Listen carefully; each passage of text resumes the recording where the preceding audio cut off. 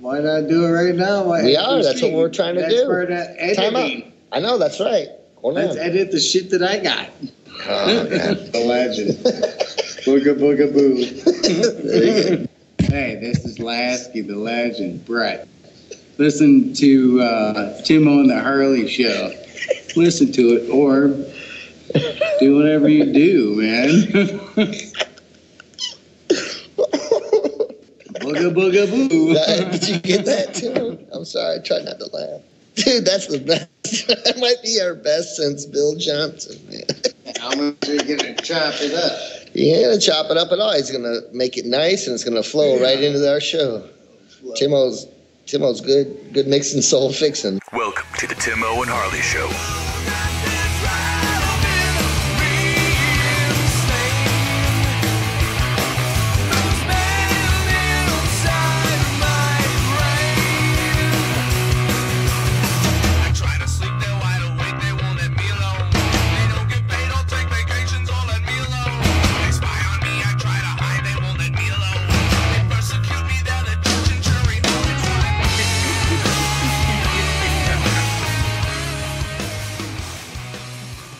Thank you for listening to the Tim-O and Harley Show. I am Tim-O. Over there's my partner in mind crime, Mr. Ben Harley. Say hello, Harley. What is happening, people? Ben, happy anniversary, Harley. Happy anniversary, Tim-O. 9 years in the can. 9 years. Can you believe that? And 9 years. That's not good to say like we're in prison either. So no. 9 years in the can. So no, 9 years on the airwaves. How about that? Better than 9 years on the can as well. Yeah. So or taking it in the can. So whoa. Yes, this actually does mark our 9-year anniversary of being on the air, believe it or not. Isn't it awesome for the fans? It is. And what better way, Mr. Ben Harley, for us to celebrate it than together in Toledo? Yeah, that's right. Toodly-doo. Yeah, toodly-doo. Too little to do. Wait, Jamie Farland. Yeah. Sorry, Tim. I tried to get him to come out, but he just wouldn't make. He just didn't make it. So, You think him and that damn Colonel Potter. Yeah, you'd think he'd be nosier than that and want to find out what's going on. But yes, Angio and Chance and Angio and myself did go up to Toledo, Toodly-doo. Yeah. And spent a little Ohio vacation trip time. Yeah, and we enjoyed having you, Tim. You guys were a pleasure to have, and we did a couple things, right? Yes, we did. Yes, we did. Well, I'll tell you what, the first day I got in and I drank till 3 in the morning, went to sleep because it was already midnight by the time we rolled into town. Yeah, right. Ben Harley doesn't want to see any kind of Tim-O anywhere, anyhow at midnight. No, not on a school night. I didn't expect anything on a Thursday night. Right. Midnight, no. Right, but then we got to go to the Maritime Museum. Yes. Was that on that Friday? I guess it was. Down there. Yep, down there off of the mighty Maumee River there. Yeah, so then you said they had just kind of spruced that up in the last decade or so. And a lot of it, it's pretty neat. It's a lot of ships and stuff that were on the on Lake Erie, on the lakes. Yeah. A lot, but of course, all of us have that morbid sense of wonder. So a lot of the shipwreck stuff was the most interesting. Stuff for on sure. there. But it was very interesting. Very interesting. Yeah. Yeah, a really big fan of the maritime stuff. I guess because I grew up on the river, sort of. Not like Tom Sawyer with the raft, made out of logs or nothing. But right. Yes, sir. Yeah, they got a really nice marina down there. And then also, I'm a big fan of models, too, and stuff. And they had some really cool ship models. And then seeing the life preserver or the life ring from the Edmund Fitzgerald was pretty powerful too. Yeah. Had a good time doing that. And then I think we just came by and hung out outside, got to see the legend. I got to meet face to face. Oh boy. Yeah. With the legend himself. Mm-hmm. Yes. Yep. And you lived to tell about it. I did live to tell about it. This is correct. Yep. Yeah. So he was, the legend did all he could do to keep me comfy. I can tell you that much. He's pointing fans at me and he's swatting mosquitoes away from you. We got a little upset at first because he thought I was swatting at imaginary bugs. He only said it because he's got some experience. I'm telling you right now. But he said, leave the pink ones alone. Yeah, right. They bite. Yeah. Right. So, but no, we had fun and had a little bit of grape ape. Yeah. I had a little bit. I had a lot. And then I had a lot. Yeah. Right. A lot more. Let's see. Moving on, Mr. Ben Harley. Then on Saturday, we went and met you and Sydney at Put-in-Bay. Yeah. Mm-hmm. And you know what, Tim-O? It's funny because I have not been to Put-in-Bay in many a moon. And I had such a good time. And I know we didn't get there and hang out for too long. But it's just fun. And it's so beautiful out there. Yeah. You know, I forget just how beautiful the lake is. And I thought you were going to say ladies. Oh, well, we'll get to that. Okay, all right, sorry. No. I'm just talking about the island, right? I told you, sure. As we got there, yeah. Oh, yeah, it's beautiful. Because it's not quite as curvy as the ladies on the island. Right, yeah. But it's it's really cool. Like, I love the cliffs there. You just look like you're in a totally different land. You do. It's really cool. And they've kept it really nice over there. Now, since I've been there might have been maybe 3 golf carts, but now I think there's like 3,000 there. So that's a big difference. Right. That's a lot to deal with, but still fun none the same. Now, you know, if you go there and if you got bad attitude, you're in the wrong joint. You know, you're at the wrong place because, you know, it is what it is. It's you know, it's for people to go out and hang out. Yeah, it's kind of an odd mix of boaters and of like kind of like, I don't want to say stuffy people, but sort of average Joes and middle-aged people, and then raging college students. Oh yes, raging alcoholic. And they kind of like ignore each other in an odd way, too, which is nice. I wish the rest of society would allow everybody to be who they are and just ignore each other. But you know, now. At first, you know, when I, taking my daughter, we like I said, we met Tim-O and Angie over on the island, chance, and you know, we're getting on a pretty good sized boat, the Jet Express, and Sydney's only been on a pontoon, and she didn't really care for that too much. So here I pile her on, you know, the Jet Express, and right before we start to leave, she's getting real scared, and I'm like, oh God, what did I get myself into? It's gonna be a little bit of a boat ride. And then she'll never want to get on it on the way back. I'm going to have to Mr. T her, you know, knock her out or something, drag her back, you know. But, man, it was fun. Just the boat ride there and then getting over there and hanging with you guys. And but, yes, once I got off the boat, the sights were aplenty, Tim-O. Yes. The clothes were flimsy. And the sights were aplenty. Oh my gosh, my goodness! The bikinis were flowing like wine. My friend. Oh yeah. I was even giving Angie a lot of trouble. You saw that? So, there's a lot of trouble to give her all over the place. Yeah, you know? So, it sure was. You know, like I told you, I think I gotta get out of there before I'm pregnant. So I gotta get home. You know, knocked up. So you know. What a good time, though. And I appreciate you guys coming in and going out there because I'm going to get back out there again. I forgot how much fun, you know, here, let me put it to you this way. So I forgot how much fun it could be to act like a pirate and drink rum and things like that for a while. But the last 10 years of my business have kept me duties mostly under deck. So below deck. Gotcha. So that's why I'm so pasty. And so angry. A lot of fun, buddy. It was a good time. Actually, speaking of pirates and pirate ships, I got a nice little pirate ship model sitting here on one of my studio monitors, Mr. Ben Jam and Harley. Yeah. So you can remember your trip. That's right. To Put-in-Bay and your pirate lifestyle. That's right. So I got a pirate ship, and you got one of them curvy ladies, didn't you? Whoa. I'm telling you, yeah. All right, Tim-O, here, have a pirate ship. Come on, ladies. You know?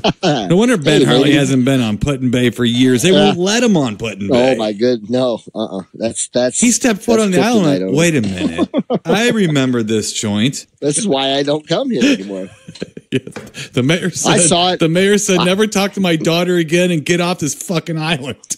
Yeah. Well, as soon as we got on the boat, I knew there was trouble. So I thought, this is why Ben stays home now. Then, Mr. Ben Harley, after we were done with that, Yes, sir. you and Wendy and Sydney came over and jumped in the magnificent swimming pool at the Residence Inn. Yeah. In beautiful That was Toledo, nice, Ohio. Yes. Nice little pool. Nice little pool there. I, on the other hand, didn't even fall in. I was thinking about it, but yeah. No. The guys were the guys were the smart ones. We kept our clothes on. Our ladies are making us look bad, Mr. Ben Harley. Oh yeah, I didn't want her to start remembering why. Like what the hell? I gotta keep that stuff hidden, man. So I thought for sure some college guys or something were gonna walk in and go, "Hey, if we can get them girls' dads away from them, maybe we can, maybe we can talk." Hey, if you to get them. your parents, man. If you ditch your parents and your little sister. Yeah, seriously. Right. Oh man. Whoo, Mr. Ben Harley. It's good to be us, but not good to look at us. No, not anymore. Not even when we're walking away. No, that's even worse. So. Yeah. Right. So we had some fun doing that. Then, of course, Mr. Ben Harley on Sunday, the big day. Not only was it a big Sunday, it was a legend's birthday. Sunday. It was the legend's birthday. So we had the big Powerbomb Wrestling live event. I got to walk in and breathe in the air at St. Clement Hall, Mr. Ben Harley. Yes, you got to see the lay of the land. Yes, I got to eat a hot dog there, Mr. Ben Harley. I got to support the vending. I tell you, I got to go watch Ben Harley and his crew of rascally wrestlers. Set the ring up and do their promos and do things like that, which is fun. It's fun to watch. It's fun to watch, behind I wish you could have come back and, and I should have come and grabbed you, but we went and did the promos. We do ours during intermission there. Mm-hmm. And I had to be snarky. I got to be snarky to Norm Waymer for a minute, even out of costume. Wow. You went heel on him. Yep. Oh, I did. I was ready. I was he went heel on me. He went heel on me. He went heel on me. He didn't have women's matches. Nope. You guys lost the belts. Yep. I think you'll wrestle those out of their hands at some point. Yes. I got a feeling. Oh yeah. I got a feeling. I got something up my sleeve, and I got two of them. Right. Thank God he said sleeve. That's all I can say. Yeah. It's a family show. Oh my God. Yeah. For crying out loud. No, it was a really good time. There's a good crew of wrestlers there. A lot of talented people. It's kind of interesting because it's playing in bands, and I've had some success. But to see guys for sure. To see guys that I don't want to say didn't have the same success, but maybe somebody didn't play all the shows we did or something, and you see a terrific band, and you're like, God, I wish more people could see this. Well, some of those guys, up there, and they were all good wrestlers. Let me get that out of the way. Yeah. They're all good wrestlers, but we know in this day and age, especially, it's the gimmicks.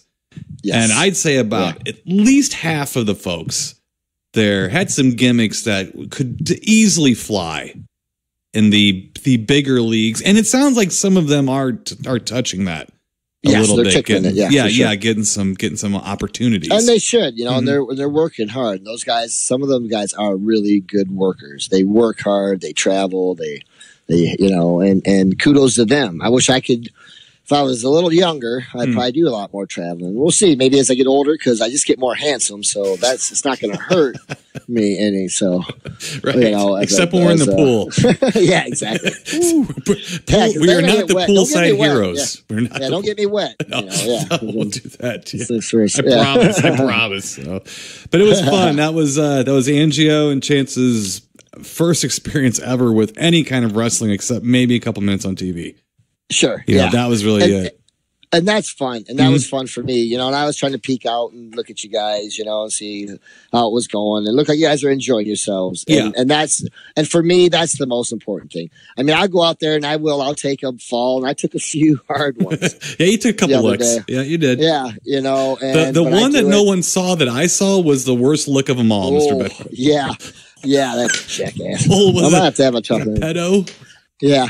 Fucking he pedoed your pedos there. Yeah, he did. Yeah, he wrapped you in the ratchets, Mr. He Ben banged Harley. my gong. Is what he did. Yeah, he he was the Gong Show, and you were out. It was. I don't know why. All I do for that guy, that clown. I don't think anybody but me saw it. I really don't. I looked around, and I don't think anybody was looking because you guys were kind of out of it. And then he's laughing at me. He was. And I did was see him laughing. Yeah. Jackass. I did. I rolled over and said, jackass. Oh. Right. So, and I guess I guess I was one of the boys a little bit because I got initiated because I guess I downed that Long Island iced tea with no trouble. Yeah. So yeah, I guess, you're in now. I guess I was okay with those guys because they kept looking at me. I'm like, what the hell do they lace this thing with? You know, why are they looking at me with this? It was strong, but it was good. It was good. Yeah. Good, yeah. Yeah. That's only the second one I've ever had, but I enjoyed it, you know. Mm-hmm. Two, you know, unless I'm ready to rip it out and, you know, and hang out. Two's not good. I'm not doing two. Yeah, it could get a little hairy. Oh. Yeah, it could get a little hairy at that point. You're going to see some drunken promos for sure. If it's not at least drunken, they're going to be like, what was that? I don't know what he just said. But it sounded really weird, but yeah. Well, if we would have sat there much longer, Mr. Ben Harley, they would have looked at me and said, all right, you guys gave me your best shot. Now let me show you something. I would have pulled out some different things. Yeah. It said, now it's my turn to see if you guys can handle something, right? Yeah. Oh, yeah, for sure. So we'll leave that to everyone's imagination. Yes, sir. So, but that was fun, though. Got to it was, I guess, Pedo was there. But both the clowns were there. Both the clowns were there. And then the referee, Mr. Ray Orndorff. Can I give a special shout out to the other referee guy? Yeah, Thunder Dan. Marley, I think it's a Dan Marley. I got a man crush on that guy. I got a he's got the old crush. He's got the old Ric Flair from the 1990s haircut too. He's got all those moves. Remember when he first cut his hair, Flair? Remember the little bob? Yeah. There? Oh yeah. He looked good. He looked good. It made him younger looking too at the time when he needed it. But old Thunder Dan's got that same style cut. Or Dennis the Menace. Either way, it's Dennis the Menace or Flair. He's got a lot of Charles Robinson in him. He's got a lot of personality for a ref. I like that. That's he's good. He knows what to do. Like our last show, he there was a little there was dead space, and I don't like that, especially because I go back and I watch this stuff, and so I was looking around thinking, oh, this is not good. So then I looked up and there was Dan. I said, you. He was in the ring. I said, oh, I'll fix this. Dead. We'll get out of here. And so I ran in and chased him around the ring and ran out. And I kept telling him to go to the back, and he went the wrong way. So I had to chase him back again and chase him off. But he's good. He enjoys those things. He likes it when you incorporate him more. Oh, yeah. He dropped down on one knee and showed his muscles to the crowd. They were chanting for him. They liked him. So I liked his, some of them have their, like when it's a 2 count, 1, 2, the one fella. Who was that? He's go 2. Oh, yeah. That might have been Charles Robinson. Yeah. I can't remember. And the Christ did his good one was, you want to give up when you want to submit? He says no. Oh, man, he had me. I was looking at him going, oh, I've got a character. There's a character building. I know this is great. I like this guy. Yeah. But the Angio, she liked, I don't know if they were watching the refs because that was something I'm watching. I was telling you earlier, I like the sleight of hand stuff, so I like to watch the refs during a wrestling match. And you see a lot if you're paying attention. It makes it very interesting to see how things go down. But Angie was really enjoying the heels. So I thought that was fun because I know you always enjoyed the heels too. Because really live, the heels are way more fun. Oh, yeah. Yeah. They get the crowd. They keep the crowd involved for the most part. Sure. They react to the crowd, which makes you feel special. If you say, hey, jackass, and they're like, hey, what? What? Who said that? You go, oh, it was this guy next to me, and you point to your buddy. That's fun. You know what I mean? Like, it's just fun. And then sometimes it works against you. You got to watch it. Right. You get a guy who's really good, who'll get back at you. Sure. But it was great. I mean, it was good to see some of these people you talk about a lot, and they were good wrestlers. All you guys, it was a good show. It takes everybody to pull a show off because I think we were talking about this at the show. You need everybody to do good. Yes. I mean, yes, we all got to work together, and then if you don't, it shows. Right. And I will say, Andy Shane, he had a little to work with because a lot of people didn't show up. Right. A lot of cancellations that night. There was and some not, because they legit had reasons. Yeah. Legit. Yeah. Some maybe not so much. I'm not getting into that. Sure. I don't care. Sure. That's if you don't want to show, that's on you. Sure. But I learned that, and you've heard me say this, I learned that at a very young age, cards subject to change. Sure. And it's going to happen to you. And I felt bad because, the girls' matches were done, but we had to switch it up, and I had to swallow my pride a little bit because I knew it was coming, but I didn't really know it was coming that quick. But you know what? I want to put on a good show, and I thought I tried my hardest. And what I thought was fun about the whole thing too is like you guys enjoyed the storylines. Wendy got to go, and you know my daughter Caitlin and Sydney were there. Right. And, we got to meet Caitlin too. Yeah, that was nice. Yeah. Thank you, too. Thank you, Tim. And so I didn't want to do too much, you know, because I was nervous. But I like to get in there, and I don't care if it makes me look like a goofball. Because when we lost, and I know somebody cheated, like I said. That's your thing, yeah. Somebody cheated, I'm going to find out who it is. Yeah, so I jump in there and throw a temper tantrum, which I enjoy. Yeah, I could tell you like that. That's what you're doing, too, the whole time. Yeah. Just throwing a tantrum at everybody, you know. And it's probably what you want to do all damn day anyway, so you probably get a lot of it out of your system. Exactly, yes. Yeah. It's fun to go out and not be Ben Harley. And I like Ben Harley. He's an all right guy, you know, but it's fun to go out there and not be me for a little bit. Right, exactly. And make people laugh, even if even if the joke's on me, I'll set it up for somebody else. Yeah. You know, you're the Don Rickles of wrestling, Mr. Ben Harley. Yeah. Not to switch gears here, but oh no, we need to. We're going to have Jeff Beyers, part 2 of our interview with Jeff Beyers here coming up here in a minute.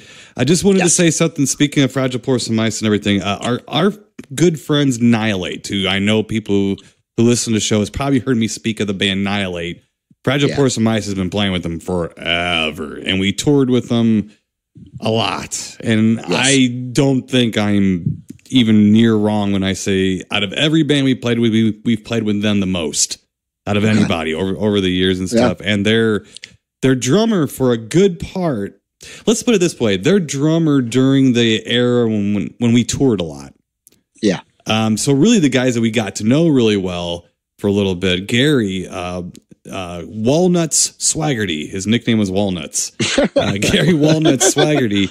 That's funny. Unfortunately, has passed away after a long struggle with cancer, and we're all sensitive of that around the show these days. And so that was very tough to say goodbye to Gary. I will say that it was very cool for me personally, and I told my wife this, and it got her upset. But it just meant something to me. I told her, I said, well, the last thing I ever said to him face to face was, I love you. Yeah. So it's maybe a good idea to do that to people and friends that you know if you get a chance to. Yes. Because I felt pretty good. That was the last thing I said to him. And as a matter of fact, it was walking out of a show that I just played for free to help him pay for some of his medical bills. And I'm not doing that to toot my own horn. It just makes me feel like I'm glad I did that. Yeah. Because not that it's about me at all. It's about him, his kids, his wife, and his family and everything. Experience too with him. You know? Yes, I left him with that before he left. You know, it's a two-way street with that too. So that was very nice, and we had a ball with Gary. He was one of the. You think I'm crass and funny? I learned it from him. I learned it from him. Yeah, he quit hanging around with me at a couple of shows because he was the one that said that I'm the idiot magnet. He goes, dude, I'm not hanging around with you anymore. I was like, why? You're an idiot magnet. He goes, anybody who's going to bother somebody anywhere is going to be drawn straight to you. I don't know why, but it happened. So, and he told me this in a Rocky Rococo's in Iowa, and he didn't sit with me by myself again for a long time. Rest in peace, Gary, and his family, and condolences to them. I'm sorry to hear that, Tim-O. It's a tough one. It's a tough one, you know. They were I think the first band we played in the show was Nihilate, and that was him playing drums too. Yeah. So that was went back and we used to play songs when we were allowed to. Yeah, we did that. So, Godspeed and safe travels, Gary. Yeah, and, I know he's rocking up there in heaven. Right? Yeah, rest well. You deserve it. You deserve it, pal. So, God bless you. Now to another pal of ours, Mr. Ben Harley. Yeah. Mr. Jeff Beyers, who has I'm sure he's so excited right now. He just loves the idea of working for a convention like Factor Fiction Fest. It's so easy. All it really is just show up. Yeah, you just and show up. Post a few things on Facebook. You show up. The hotel has everything ready for you. Oh yeah, no light bitching. No, you're everybody's pal because the celebrities know they're getting paid from you. The guests and the vendors love you because you put this show on for them. 3 minutes. I told Jeff before we did this interview, I'm sorry, buddy. I like you a lot, and I hate what's going down. And he didn't tell me anything. I just knew. I just knew from the little bit that I've done at shows, at smaller show, way smaller than Horror Hound. Let me tell you that much. So let me start off here by saying, speaking of that, so I believe it is, September 6th through 8th at the Indiana Convention Center in Indianapolis at Horror Hound. They're having a section of Horror Hound called Factor Fiction Fest, which is paranormal, aliens, and Bigfoot. Aliens? Yes, and things like that. Yes. And Bigfoot? This week, Mr. Ben Harley, it's a little bit more of a conversation between the two of us. That's good, though. It started off, I wanted it to be an interview, me just ask my question, got out of the way, and, we just like Jeff so much. I just started talking to him. So just like I do with you, I babbled. Yeah. And I wouldn't give him a word in edgewise. But we did talk about... God. We did talk about some aliens and things like that, and kind of shift away from Sasquatch a bit. Okay. Another part of our 9th anniversary, our good friend Mr. Jeff Beyers gets to be a part of it. Yeah, that's great. And, couldn't be a nicer guy. No, not at all. To be a part of it with us. Right, so, right. Yeah. Well, somebody's got to be nice in this joint. Somebody's got to be not cantankerous. So, yeah. All right. Well, without further ado, let's get to part 2 of the Jeff Beyers interview right here on the Tim-O and Harley Show. UFO. I find it fascinating. For Harley, it's cathartic that he has to experience this. He has to. And he's been talking about it. He gets emotional talking about it.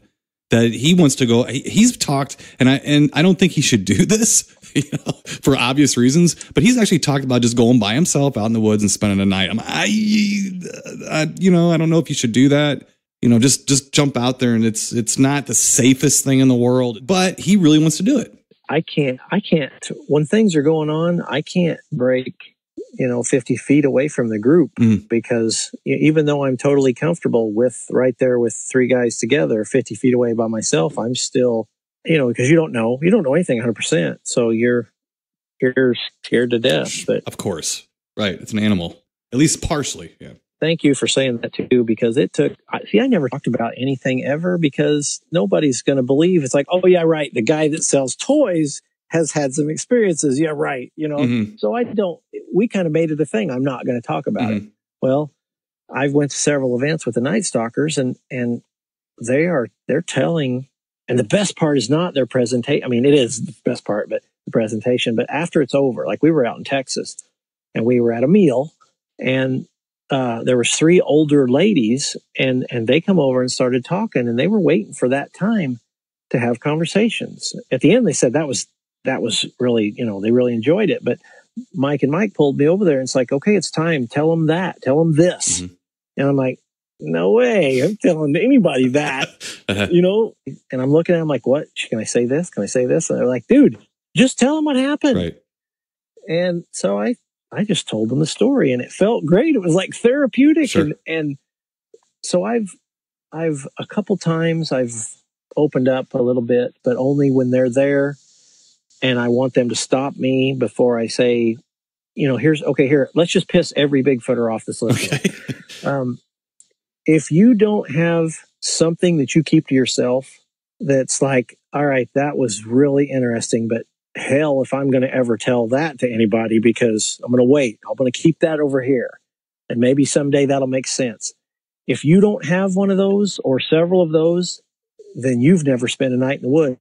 And I can tell. And anybody that's big-footed and has had experiences, you can completely instantly tell when somebody has had similar true stuff. Just like you can tell when somebody's lying.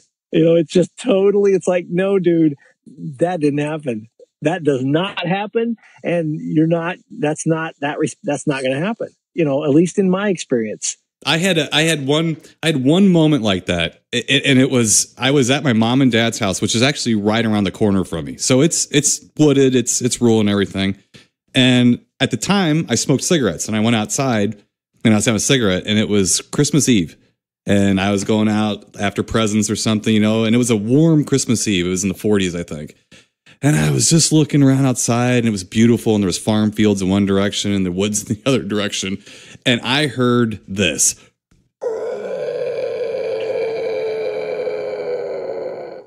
And I just stopped and was like, nobody is going to believe I just heard that because I do a podcast and we did a silly Bigfoot movie and no one's going to believe. And then I heard it again and I looked up and it was their windmill that was turning. And it sounded like something off in the distance. So I learned a lot of lessons right there. First of all, nobody's going to believe me. Second of all, I just got fooled. With my ears, of all things, I got fooled. Oh, my God. But it sounded like it was way off in the distance. It was 10 feet away from me. But it was turning slowly, and it just made the right noise to do that. So I have empathy. And I think most people have their stories that they don't think anyone's going to believe. And I think that's what I find fascinating about this whole everything you have at Factor Fiction Fest is that I tend to see people who are willing to tell their stories and they have a bit of anxiety about how the public's going to see them. But I also kind of look at it like, well, maybe you just are the only one with the guts to tell your story. Because I don't know one person who, if you get either drinking or late at night or everybody starts swapping stories, everybody has a story. And they're usually pretty good. Yes. You're the only person. I've only ever heard that you're the only person. I mean, people come right up to you and say, I don't go for any of that. That's ridiculous. That never happens. And you stop that person, say, okay, wait, where do you live? Okay, you live out in the rural. Okay, your grandparents, let's just take them. You ever recall your grandfather saying, well, there was that one time. Mm-hmm. And they will tell you, yeah, and everybody, you were right. Everybody knows somebody that has had something happen. Right.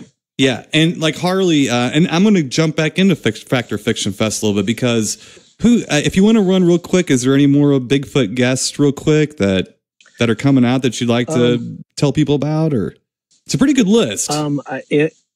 Lyle Blackburn. Yes. I don't know if you are familiar with him. Oh yeah. I love that. He's so cool. Uh-huh. We have, of course, the Ohio Night Stalkers. You know, they're not from Indiana, but they have great next door stories and they've been on several shows and they'll be there. We have Amy Boo, who is a Bigfoot researcher that's got some cool stuff going on. The She Squatchers are an all women's group. Greg Yost. Here's a gentleman that is, if you hear bits and pieces of what he says, which what was me, you're like, wow, this guy's, what's he saying? And so you listen. Mm-hmm. Well, I spent a couple hours on the phone with him here a week or two ago. And, this man has had incredible experiences. And he's like, this is what I believe because this is what's happened. And people hearing him or any of these people for the first time, they're going to be like, what? These people are they've lost their mind, but I want people to hear this. Everybody needs to hear every story. I don't care if you're telling me you talked to Bigfoot or you seen one, or you recorded one, everything in between. That's for the attendees to decide where they want to, what's real. I want them to experience what's happening and what the opinions are and let them pick, and I'll be in trouble for forgetting somebody that's Bigfoot oriented there. It's a good list. So. I mean, it's definitely a good Bigfoot crowd. But the other thing too, couple of alien guests too. One that Harley and I have had a little experience with, and that's Travis Walton. Oh, Travis! Have you met Travis before? Yes, I had to meet him out in Pasadena at the same time, and then he was at the International Bigfoot Conference. Travis came too, and it is wonderful because everybody's seen Fire in the Sky, and he's going to do a presentation where he tells you, well, here's where the movie kind of takes liberties. Here's what really happened. I want to know that. But just to shake the man's hand and look in his eye, you want to do that. How often do you get that chance? Here's a guy with a story that just blows you away. I didn't even ask him any questions. I just shook his hand and I looked at him and I talked to him for a few minutes and I'm like, all right, something's happened. Something's happened. And a lot of times that's better than formulating an answer, yes or no, what really happened, just to know that something of substance is to this story is good enough. Oh, it's real. I mean, it's definitely real. I don't know what it was that happened, but something really happened to him that he didn't plan. He didn't pull this. I mean, there wasn't, I promise. I know that. I mean, I've seen him talk about the actual event and you will find it fascinating. And Basically, that movie is very accurate until he goes into the ship. And then it's very, very different. Okay. So what happened on the ship or whatever he was on or wherever he went is very different, completely different. It was more antiseptic. It was more white walls and things, but I'll let him tell you because I know you want to hear him say it. Okay. But I will tell you that it's very, very close. The movie's pretty accurate up until a point. And then when it falls apart is where Hollywood took over and said, we got to make an ending. you know, and if you remember the trailer is the scariest last 15 minutes you've seen in years, you know, so it pulled people in to see. I found that movie and that whole story really fascinating. It still is. And he's not one of these people that says he's been abducted over his lifetime. It was an event that other people saw. And I will tell you one thing. He says they took him because he thinks that they think they killed him and they fixed him. The aliens did. That they didn't intend to hurt him with that light, that he got in the way. And when they saw what happened, this is what he feels, that they actually helped him. Oh, That's what he thinks. Because it was not like the movie, he said, at all. It was frightening. He didn't want to do it. I mean, didn't want to be there again, I don't think. But he said it was more of that kind of flavor, which is nice. It's kind of cool to hear that, too. You know, dang, you mean he didn't wake up in a pile of goo by another half-eaten body? Damn it! As a horror guy, it's upsetting to me, but no. I do have I'm privy to a little bit of information, which may or may not have anything to do with something I may or may not be working on right now. So yeah, I do know that it was more of a friendly type of alien type critter. So. But so therefore, you've probably heard way more than even I know. I just know that when I heard that tidbit, I was like, aha. And it made sense. Harley has a great story like that he forgot. It got out of his mind. It was real quick. He was driving with some friends. There was a beam of light that came down in the center of a road out in Ohio. And it looked like he saw like a PVC pipe, a glowing PVC pipe that just went pew right in the middle of the road. They were driving right toward it. And they went and drove through it. And he said the light, the beam of light, like a pole, almost as if it was a ghost, went through the car. And when it did, time slowed down. And then it all went right back to normal. And they all looked at each other. And Harley said it was so quick, so weird. And of course, they were going to somebody's house to go drink. And as soon as they showed up, they tried to tell her about what happened, and they're like, all right, Drinky McPherson, whatever, you know. And he said he asked a few friends in the last couple of years, did this really happen? And they said, yeah, it really happened. And he said he forgot about it. Oh, my gosh. So we do all have our stories now, don't we? But speaking of Harley's alien story, you have a couple of alien or ancient alien guests coming too, don't you?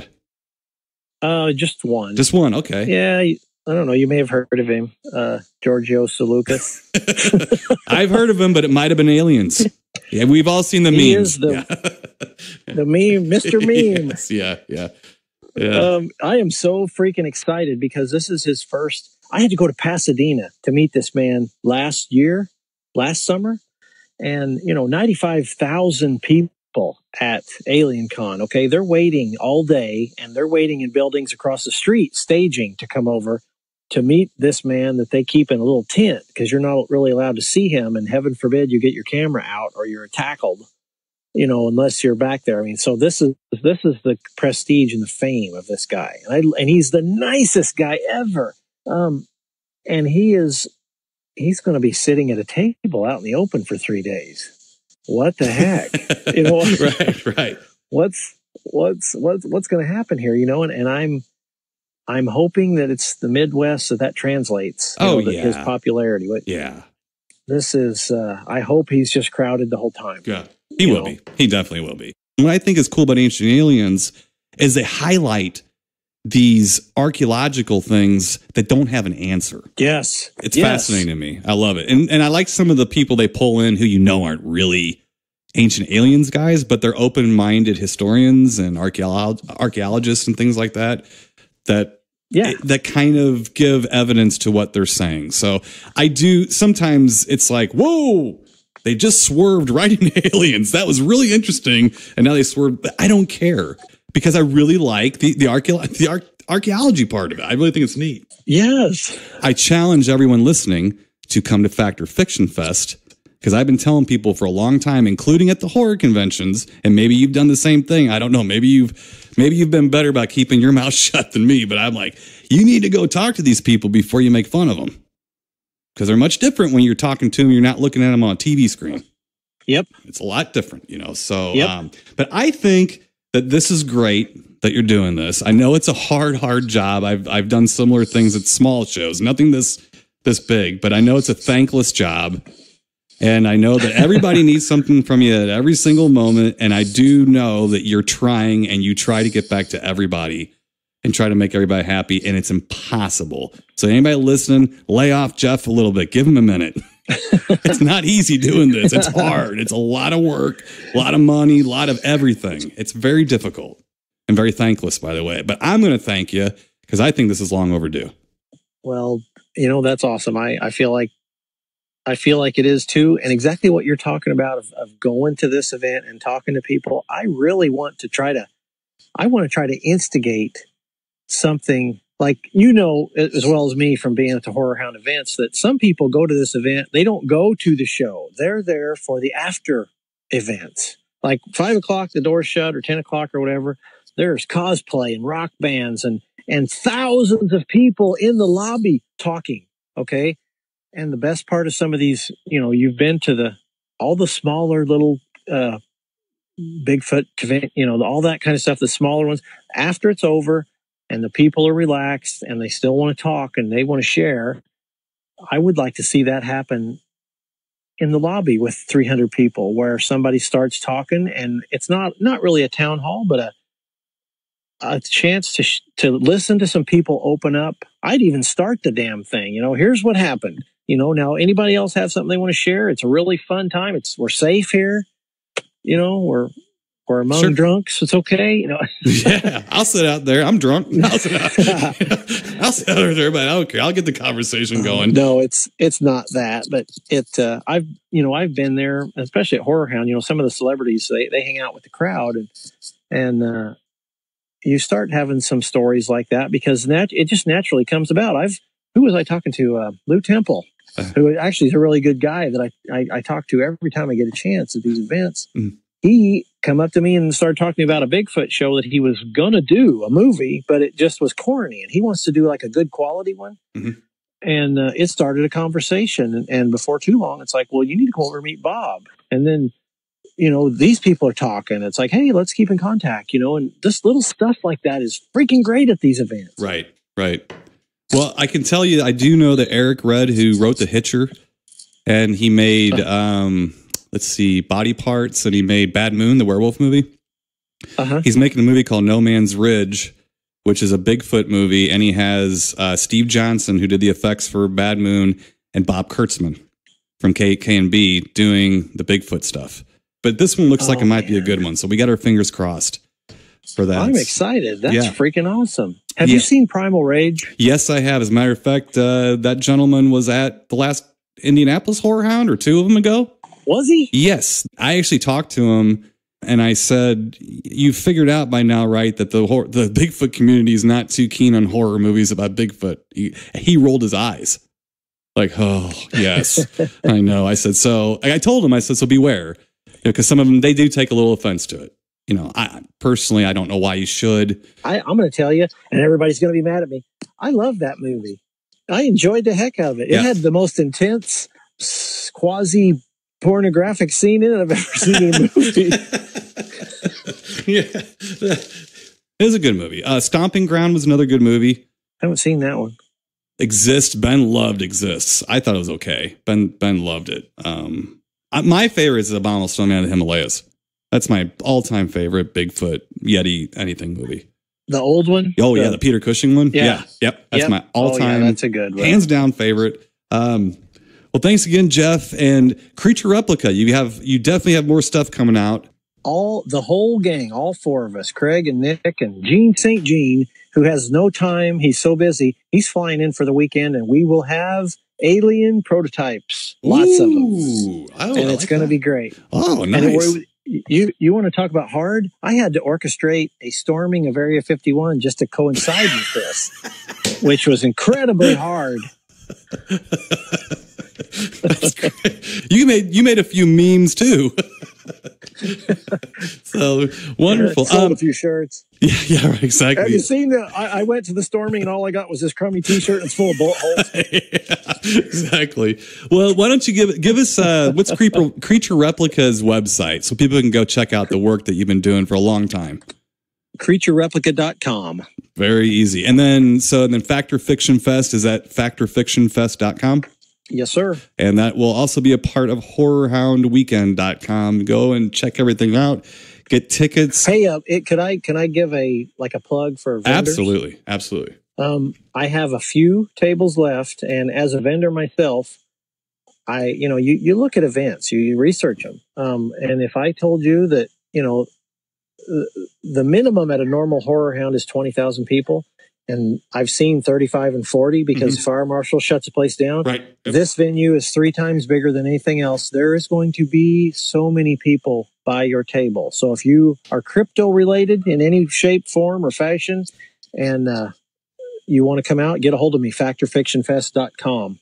All right, Jeff. Well, again, thanks for talking to us. Good luck with it. We'll be there to help you if you need anything. I know it's going to be a stressful weekend, but you'll get through it. And I'll tell you, it'll be appreciated. You won't hear it, but it will be appreciated. I promise you that a lot of people are pretty excited about this and think it's a neat thing. Again, that's long overdue to Horror Hound. So thanks a lot, Jeff. Good luck, and I'll see you in a few weeks. Thank you, sir. Take care. All right, Mr. Ben Harley. Yes, sir, Tim. Jeff Beyers. Creatureplica. Our man. Yes. Factor Fiction Fest. Fest. Like a man. Yes. Yeah. A good friend of Bigfoot, too. That's right. Any good friend of Bigfoot's a good... Well, no, that's not true. That's right. That's not true. But our good friends, if they like Bigfoot, they're better good friends, right? All right. Well, thank you, Jeff. Yes. God bless him, too. Jeff is doing the good work, too. And, like I said, he keeps making these Bigfoots. So I'm going to have one whole house full of Bigfoot. Well, it was a pleasure to have him on the show. We'll have him back on again, I'm sure. Good. And we are fans of his. And so glad that he's going through all this stuff to put on the show because it's going to be neat. I will be there. Mr. Ben Harley, I don't think you'll be there, but I will be there helping our pal DVD Bob. So if you want to come and say hello, that's where we will be. That's where, yes. So that's where we will be. We will be slinging the movies, Mr. Ben Harley, around and keeping an eye over there on Factor Fiction Fest, making sure everything's going okay. So we're there. We're there to help and be a part of the team, just like at your wrestling shows. Team players. That's right. Yeah. Well, for our anniversary, Mr. Ben Harley, this has been one hell of an anniversary show. Let me tell you right now. But we have an official little film this week. That's one hell of an official film and very fitting for our 9th anniversary. From 1956, we have the Japanese film Rodan. All right. Now I know it's pronounced Rodan. I don't care for the rest of the review or whatever. We're going to say Rodan because that's just how it's going to be. That's how I grew up. I don't care. I grew up saying Rodan. I'm going to keep saying Rodan. It makes more sense. So it's not even the original title. It was Radan.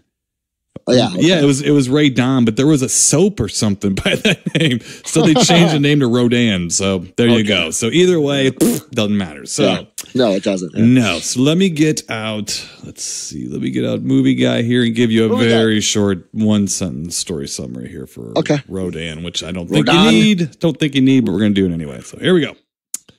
A large mining accident sets loose prehistoric insects and pterosaurs on Japan. Okay.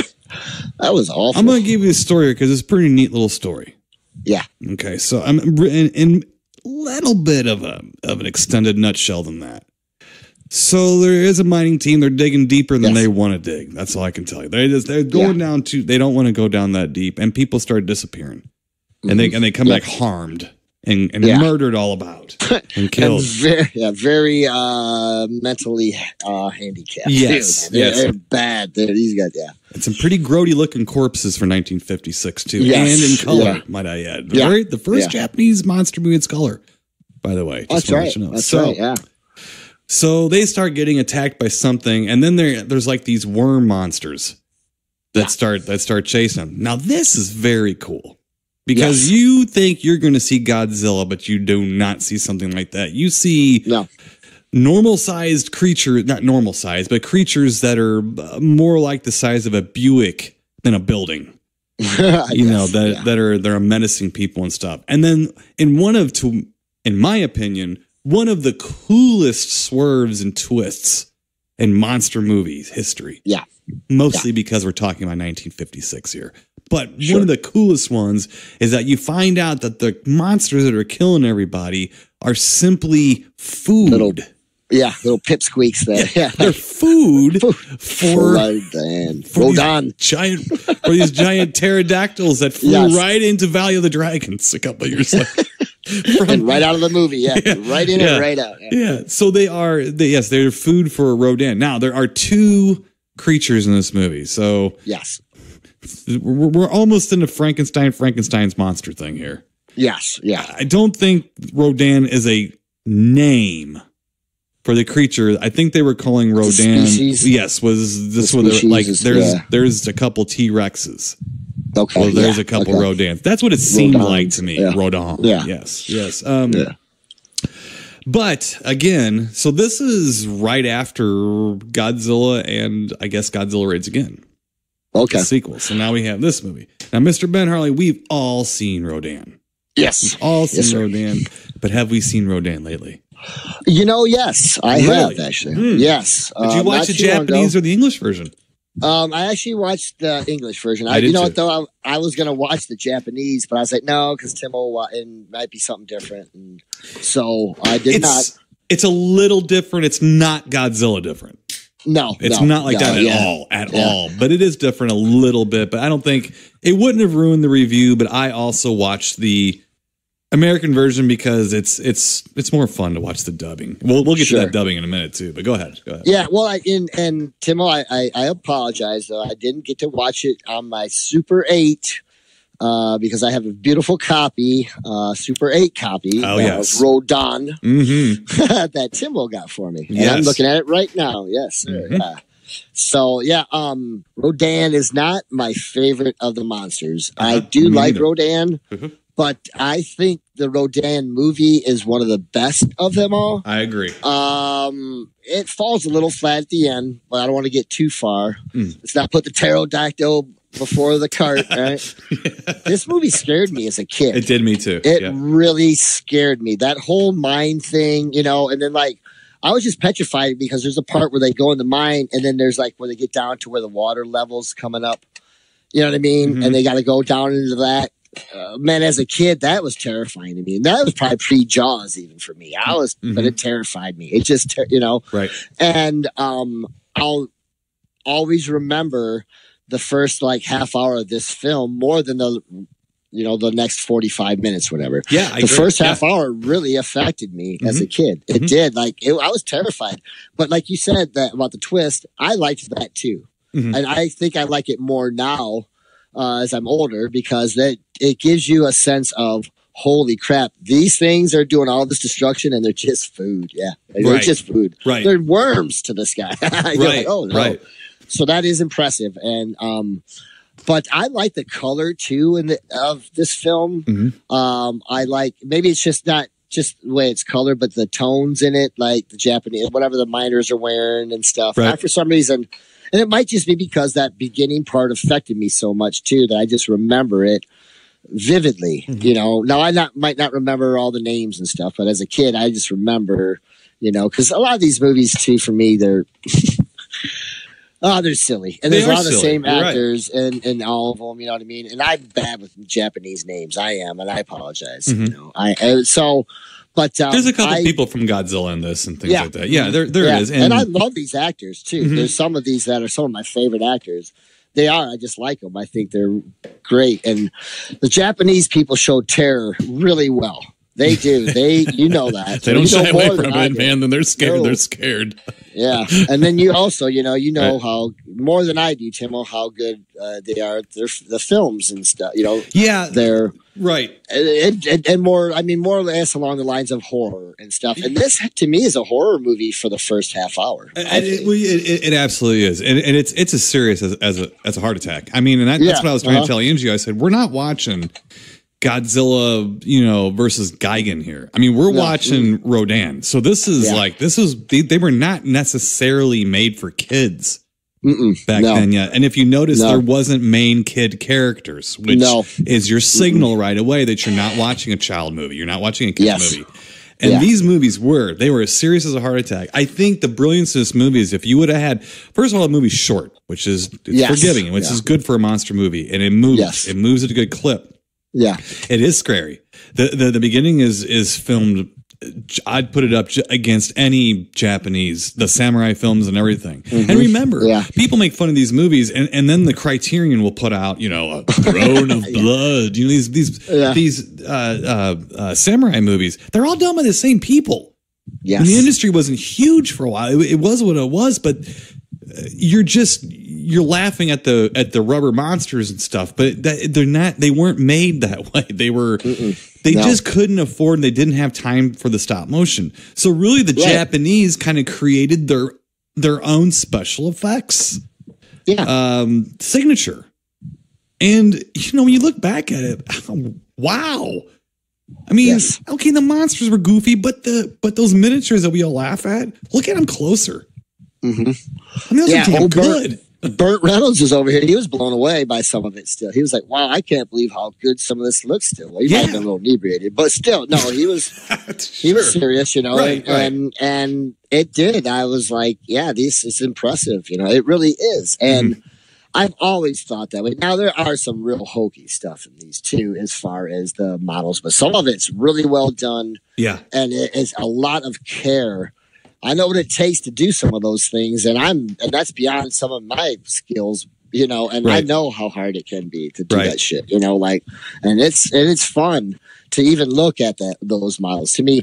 And like you and I were talking the other day about the mother alien, not to get too much off subject, but I'm watching these Rodan and stuff, and that alien, seeing the practical effects in these models, still for me, it's more fun. It's there. It's in frame. It's tangible looking to me. Right, so, right. Well, and the way it shifts from being a horror movie to more of a Godzilla-esque movie makes it much scarier than Godzilla too, and it makes it terrifying. And the brilliance of this film is what is lacking.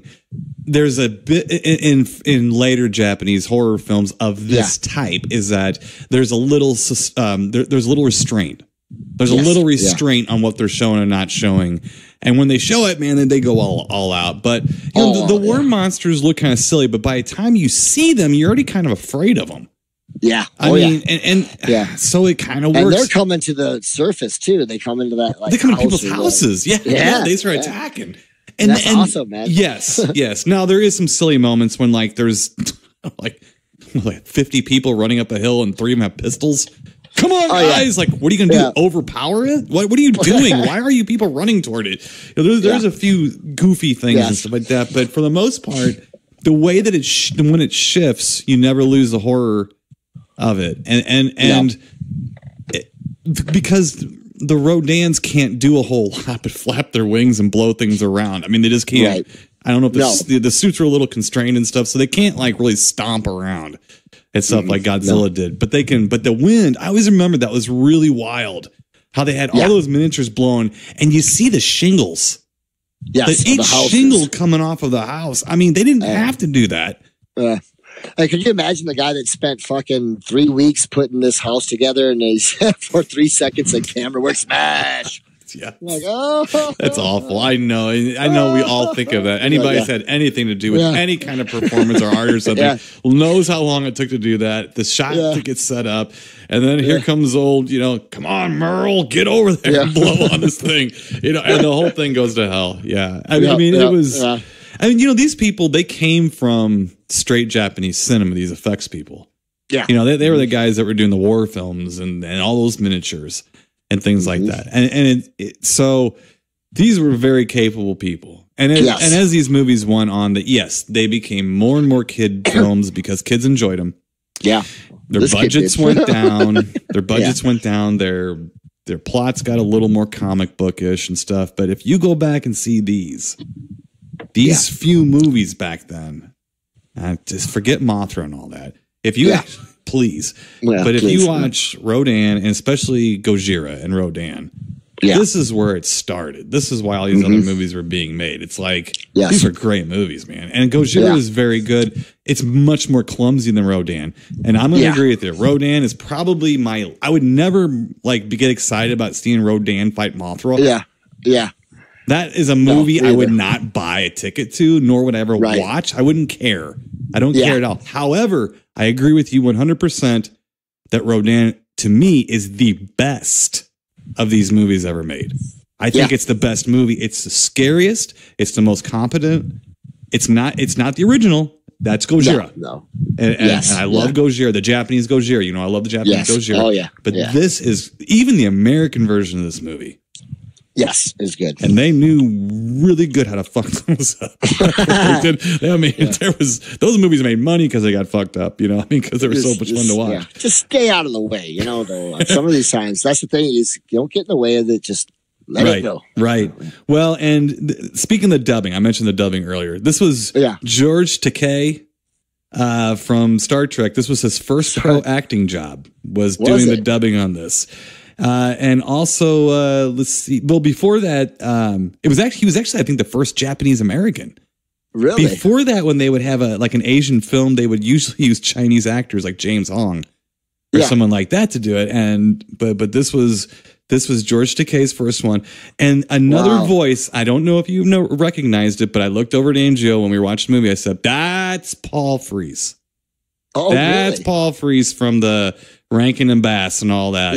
Yeah, that's that. And I was right. I looked it up and and it was him. Sure enough, it was him.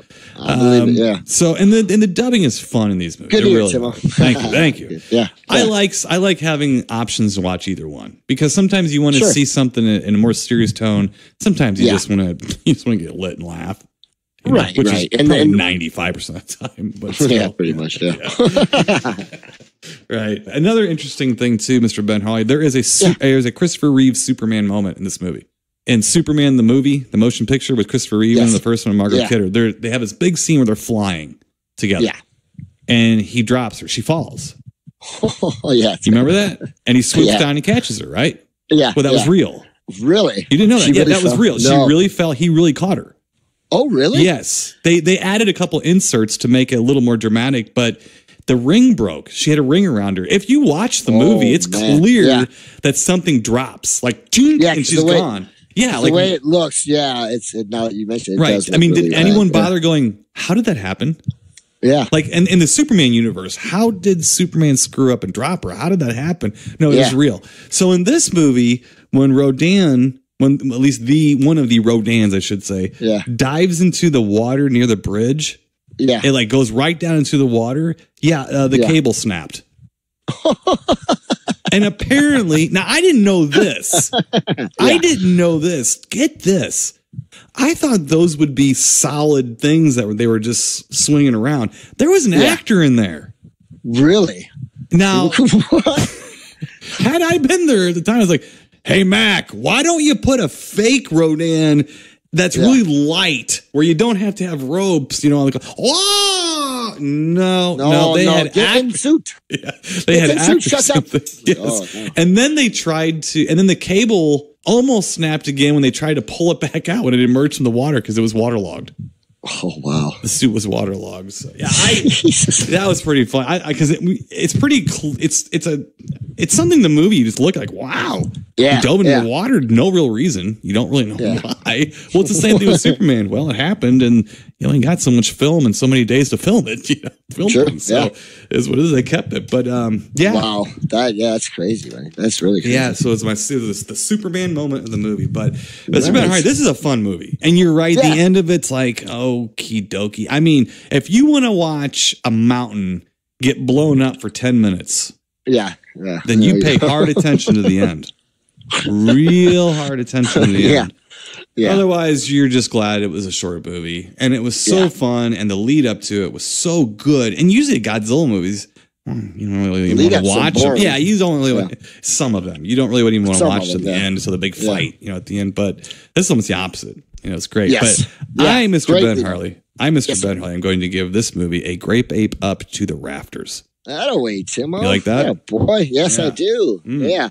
I'm going to give it one just about tickling the rafters. All right. The first half, definitely to the rafters. The second half for me has always been a little bit. But you know what? I will say in this newest Godzilla, I liked Rodan. The part Rodan is pretty impressive. Okay. Very impressive. The new one that just came out? No. Yeah. Okay. I don't really like the look of him much, but but it's still cool. It's probably the most destruction in the movie. It's good stuff. He's windy. He's windy. I'm telling you. Oh, he is. Yeah. And he's pissed off in this one too. That's not good. A little bit. Yeah. So, yeah. But definitely a great ape up though. I love this movie, and I still think it is one of the better ones. I still like Gojira better. Okay. And the Smog Monster. I'm a big Smog Monster guy. Oh, I like it. I like the Smog Monster maybe better than Rodan. But if I want to watch a good horror movie, I'll watch Rodan. Yeah. Oh yeah, because the Smog Monster is not. It's a bizarro. It's a bizarro land. Yeah, it's fun. Right? Hell yeah. And Rodan is everything. It's just a great film. If there was not a genre of these they call them kaiju movies or whatever, if there was not a genre of this, Rodan would stand on its own as a classic. Oh, for sure. As a classic. And it would be really, it'd be better known too, because there wouldn't be the litany of other films that came after it muddying up the waters. This would be a classic. I mean, a horror classic. Yeah. I mean, it really. And a lot of people don't know about this movie. You're right. They just don't really. They've heard the name, maybe. Yeah, they know who Rodan, but they don't know the movie, or they don't really.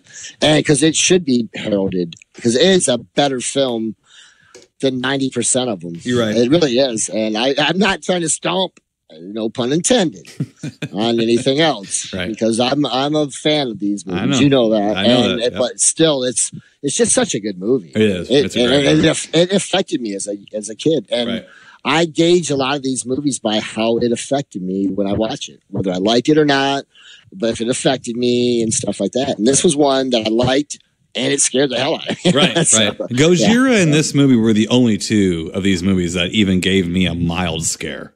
Yeah. So these two were they're memorable for me for that alone. Yes. And and it's funny too, because we're starting to talk about how it's not really well known. It needs a Blu-ray release, so let's get on that. And I know that this works. Me saying this because apparently, Mr. Ben Harley, before we go today, I'd like to announce to all of our longtime listeners that all of our thoughts and prayers, they actually do work sometimes, because not only do we have the Abominable Snowman of the Himalayas coming on Blu-ray, but we also have Prophecy. Yes. Thank you, Shout Factory. I've been answered. They have. Thank you, Shout Factory. And Shout Factory, do not cancel either one of these like you did with my Isle of the Dead, starring Boris Karloff, because I pre-ordered that sons of bitch only to find out you canceled it on me. You went healing me as well. I will not tolerate this.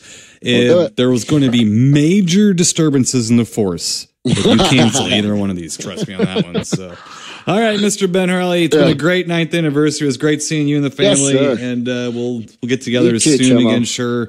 Also like to thank once again Jeff Beyers from Creatureplica, Factor Fiction Fest. Remember to get your tickets and go out and check out Factor Fiction Fest at Horror Hound, September 5th through 7th at the Indiana Convention Center in Indianapolis. Yes. All right, folks, until next week, stay spooky, and we'll talk to you then. Keep it creepy, people. You've been listening to the Tim-O and Harley Show, brought to you by ScreenPrintingFactory.com, your affordable one-stop solution to all your screen printing needs.